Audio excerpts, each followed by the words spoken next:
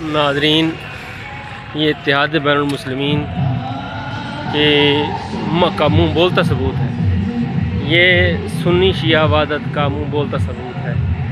सुन्नी शिया भाई भाई ये आप देख सकते हैं, ये इमाम बारगाह असना आशरी इस्लामाबाद की, और उसके सामने मिलादुन नबी का जुलूस है जिसका इस्तकबाल किया है अहले तशय्युअ बरादरी ने। और ये तमाम जुलूस है आगे।